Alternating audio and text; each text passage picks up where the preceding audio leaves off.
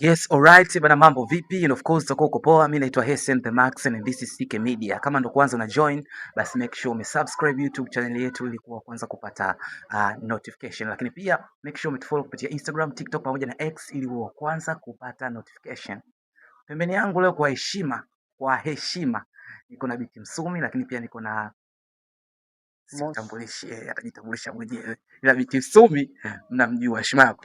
Marahaba za kazi. Safi, kwema? Kwema tu. Uko poa? Niko poa. Heshima yako. Marahaba za kazi. Salama za wewe? Mimi niko poa. Nimefurahi kukuona leo. Na mimi pia nimefurahi kukuona. Okay, tuanze kwa Biti Msumi. Biti Msumi, napenda sana the way unavyopita na line zako dau.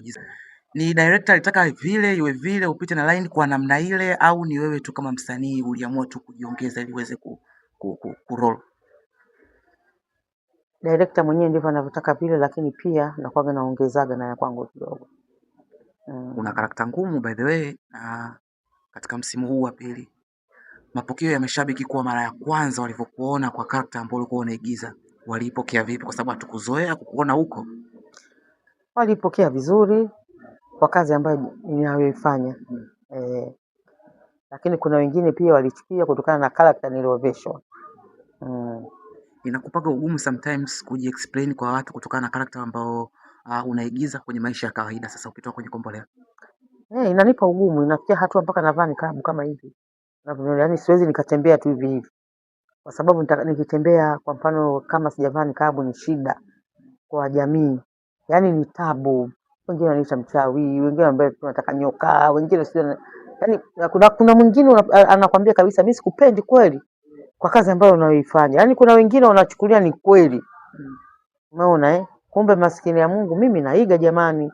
Yaani ni tamthilia tu kwa sababu director wangu au producer wangu kwa sababu kaiandika script, kanivesha, basi na mimi naitendea kazi, lakini mimi naamini unapochukiwa ndio ujumbe unafika kwa jamii.